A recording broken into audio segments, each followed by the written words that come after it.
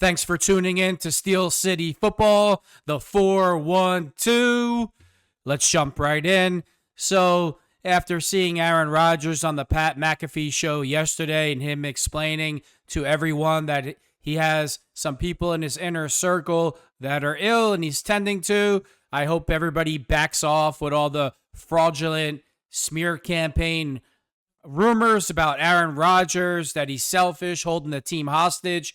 It comes out that he told the Steelers that he'd play for $10 million, which is a super discount for somebody of Aaron Rodgers' stature, name, and amount of time he spent. That's the market. That's incredible for what the starting quarterback market is in the NFL.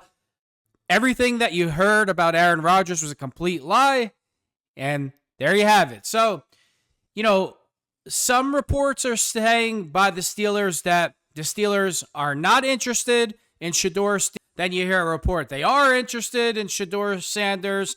Now we're hearing reports that the Steelers have a first-round grade on Jackson Dart. And then, of course, we have Mason Rudolph. So this is my point. If I had to choose between Aaron Rodgers or any draft pick this year, whether it's Shedeur, Jackson Dart, Jalen Milroe, I want Aaron Rodgers. I will wait to the very last second. If I'm the Steelers, I give Aaron Rodgers every opportunity to wear the black and gold in 2025. I'm saying this because I believe the quarterbacks in next year's draft, the next year's quarterback draft class will be a lot stronger.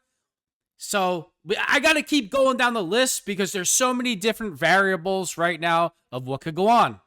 Now, if the Steelers do draft a quarterback, if it's dead set that we have to draft a quarterback and we are taking a quarterback no matter what, and you have Shedeur Sanders, Jackson Dart, or Jalen Milroe, as long as they don't take Shedeur Sanders, I will be happy. I want the quarterback that played in the SEC. To me, the best division in college football. We can argue that all day. It has the most defenders that are going to go to the NFL. If you play in the SEC and you play Georgia and Alabama, you basically played an NFL defense while you're in college. And there's a hell of a lot more good defensive players in the SEC than on just those two teams. So, if I got to narrow it down, I really don't have a preference at this point if it's Dart or Milroe because I don't really want either one. But if I'm forced to take one, I don't know. I see, the reason why I don't want Jalen Milroe is because I keep hearing that he's a project. So then Mason Rudolph is going to start anyway. If you're going to take a guy that's a project, then just wait till next year when you have a stronger quarterback class coming out so the guy that you draft can start right away. It's pointless. If you draft Jalen Milroe for this year, it's pointless. He's not going to play. If you're going to draft Jackson Dart, he better be the starter from day one. And here's the thing. These two quarterbacks, nobody's looking at them and saying they're a definite lock. They're a definitely franchise quarterback. They might get to camp, both of them, and might not even be able to beat out Mason Rudolph. That's a fact. So, if I'm the Steelers, if I'm Omar Khan, if I'm Mike Tomlin, I'm giving Aaron Rodgers to the very last second to tell me what he wants to do if he wants to wear the black and gold. If he tells me no, then I'm saying to myself, I'm fully prepared to start the season with Mason Rudolph. We know exactly what we're going to get. The last game he played against the Buffalo Bills, he played an excellent game. The Steelers as a team, remember TJ Watt didn't play. They didn't do enough as a team to win the game. He couldn't outduel Josh Allen by himself. And I don't think that anybody expects Mason Rudolph to do that. But when Mason Rudolph throws for 280 yards in a playoff game and 2 touchdowns, fine, he had 1 pick at the worst time, But if he puts up that type of production with the Steelers defense, we need to win that game. So the last time we seen Mason Rudolph in the black and gold, he didn't play a bad game at all. So now I'm reading that Jerry Dulac is saying that the Steelers have a first-round grade on Jackson Dart. Oh, here we go. Dulac, Steelers have first-round grade on Jackson Dart. Really like Shedeur Sanders. 1 minute they don't like him. The next minute they like him. I'm just so over it at this point. Can the draft just show up and let's get over with? I will tell you, Rich, that they have a first-round grade on Jackson Dart, and they really like Shedeur Sanders. The Pittsburgh Post-Gazette's Jerry Dulac said Friday via the Rich Eisen show, despite whatever post was put out there, that he had a terrible meeting and it did not go well. Nothing could be further from the truth. They liked the guy. They had a great meeting with him. Listen, you can like his personality all you want. He can light up a room and a great smile, and he tells jokes, and then you cut on the film. Did we watch the BYU game? Did we watch the Oregon game? I don't want to hear that the line, that's all you hear is excuse after excuse. If you're a first-round pick in the first round as a quarterback, you should elevate your team. Shedeur Sanders never played in a major college bowl game his whole time in college. An 8-4 season was his best season of college football. I'm not talking about Jackson State. I'm talking about in regular conference play. And the Pac-10, Pac-12 is not really a good conference in college football. It's weak at this point. So I'm not going to, I've said the same thing over and over about Shedeur. If you rush to take a quarterback this year, if you are not complete, there are players in the first round. We need to get back to taking the best player available. The best player available.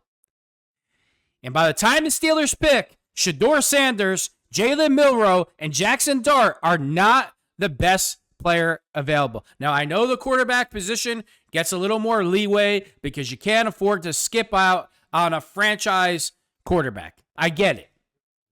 But I'm taking the kid from Oregon, Harmon, the defensive lineman. I'm going with Egbuka. I'm making our team better.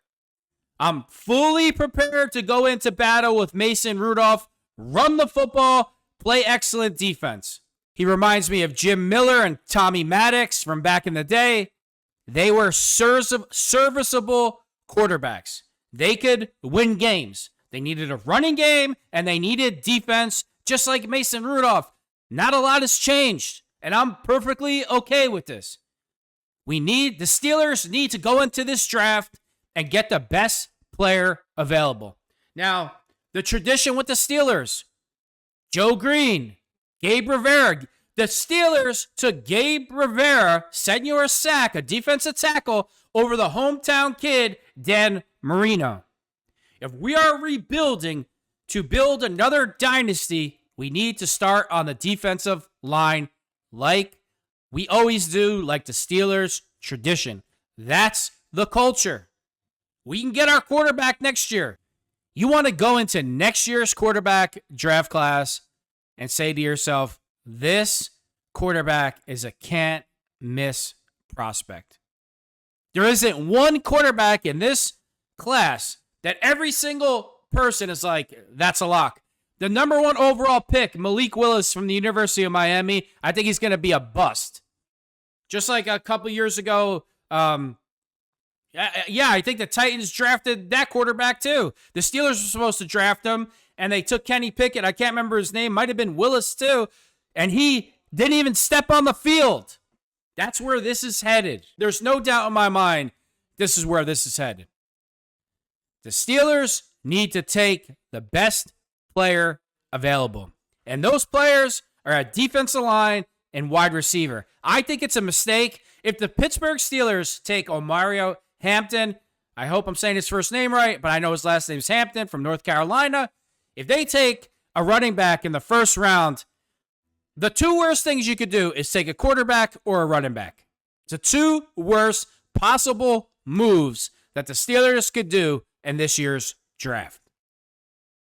Give Aaron Rodgers every opportunity to wear the black and gold. Now, If the Steelers get to the 4th round, the 5th round, even the 3rd round, and Tyler Shaw is available, you want to go with an older guy who seems to resemble Mason Rudolph in a lot of ways, it has nothing to do with race. It's just his style of play I'm talking about. Then you know what? Go for it. But the first round pick should not be a quarterback or a running back. It needs to be a defensive lineman or a wide receiver. That's it. This isn't complicated. The best player available. Thanks for tuning in to Steel City Football, the 4-1-2.